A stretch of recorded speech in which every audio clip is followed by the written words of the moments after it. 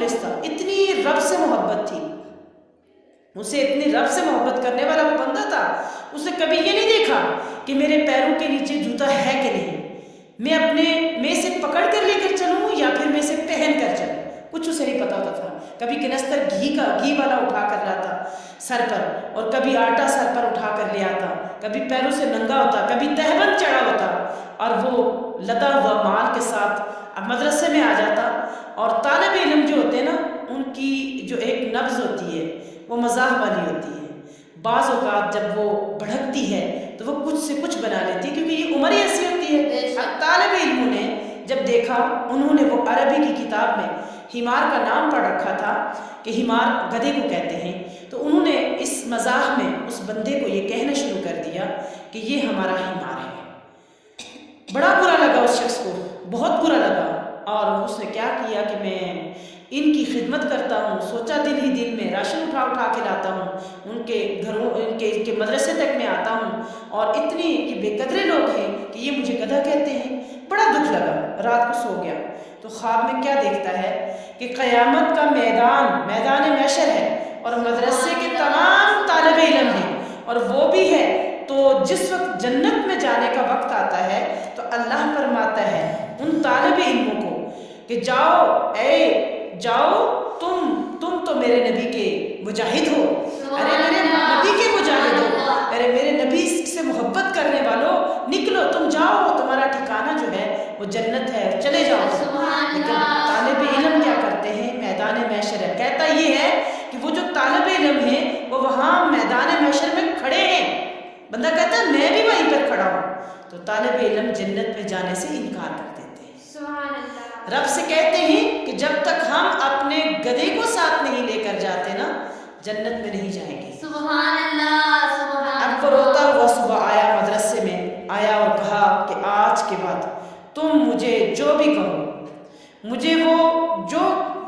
کچھ بھی تم کہتے ہیں مجھے کہہ لو، مجھے منظور ہے، مگر مجھے یقین ہو گیا ہے کہ تم جنت میں میرے بغیر نہیں جاؤ۔ سبحان اللہ، سبحان اللہ۔ سامعات ذی وقار،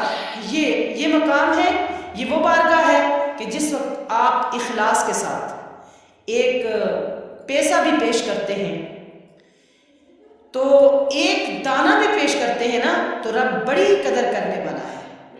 جب آپ ایسی جگہوں پر ایک پیسہ، ایک روپیہ، کبھی زمین وقف کر دیتے ہیں، کبھی آپ جگہ کی وسعت کے لیے ضرورت ہے ایسے طالب علموں کے لیے تو وہ کر دیتے ہیں، کبھی راستے آسان کر دیتے ہیں اس کے لیے، کبھی اس کو چھت جیسی نعمت عطا فرما دیتے ہیں، اور کبھی ایسے آپ کی رحمت جوش میں آتی ہے تو پورا ادارہ ان کے لیے تعمیر کر دیتے ہیں۔ تو یہ تو صدقے ہیں آپ سب کے، تو پھر آپ ایک پیسے کی بات کر رہے ہیں، اور کئی آج ایسے سخی موجود ہیں کہ جو پورے ادارے یعنی اپنے گھروں کو چھوڑ کر کے اور ان طالب علموں کے لیے ایسا خرچ کرتے ہیں۔ تو سوچو آج سودا بڑا اچھا کرنے ہم جا رہے ہیں، کیا کہیں کہ رب بڑا قدردان ہے، وہ آپ کو کتنی قدر کرے گا ان سارے صدقات کے بدلے میں، رب کیسے قدر کرتا ہے، وہ اس کے اسباب کیسے بناتا ہے۔ پھر بندہ یہ کہنے پر مجبور ہو جاتا ہے کیا کہ میں وہ سرکار مدینہ کا گدھا ہوں، ارے میں وہ سرکار مدینہ کا گدھا ہوں، جو بھی مانگوں مجھے سرکار عطا کرتے ہیں۔ سبحان اللہ، سبحان پھر بندہ ان طالب علموں کی خدمت کرتے کرتے اس مقام پر پہنچ جاتا ہے کہ میں وہ سرکار مدینہ کا گدھا ہوں، جو بھی مانگوں مجھے سرکار عطا کرتے ہیں۔ اور نسبت شاہ دو عالم کی قسم، نسبت شاہ دو عالم کی قسم،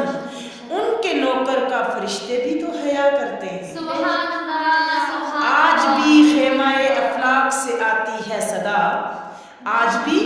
خیمہ افلاک سے آتی ہے صدا، ان کو جنت کی بشارت دے دو جو شہنشاہ مدینہ کی ثنا کرتے ہیں۔ آج ان کے ہو جاؤ، ارے آج ان کے ہو جاؤ تو ہر چیز تمہاری ہو جائے گی، سارے اعزاز عظیمت والے میرے سرکار کی نسبت سے ملا کرتے ہیں۔ اور کاش وہ لمحہ بھی آ جائے، کاش وہ لمحہ بھی آ جائے، ہم سب یہ کہیں کہ کوئے طیبہ ہے ٹھکانہ اپنا، کوئے طیبہ ہے ٹھکانہ اپنا، آج کل ہم بھی مدینے میں رہا کرتے ہیں۔ سبحان اللہ، سبحان اللہ۔ جو بھی مانگو جو بھی مانگو مجھے سرکار عطا کرتے ہیں، اس کے نوکر کا فرشتے بھی تو حیا کرتے ہیں۔ بے شک سبحان آخر میں اللہ۔ میری دعا ہے کہ اللہ پاک ہمیں علم حاصل کرنے کی صحیح معنوں میں توفیق عطا فرمائے، اور علم والوں کی، ان طالب علموں کی خدمت کرنے کی ہم سب کو توفیق عطا فرمائے، اور یہ سارے جذبے، یہ سارے صدقات ساری عوام کو کرنے کے لیے ان طالب علموں کو کرنے کی توفیق عطا فرمائے۔ وما علیہ الا البلاغ۔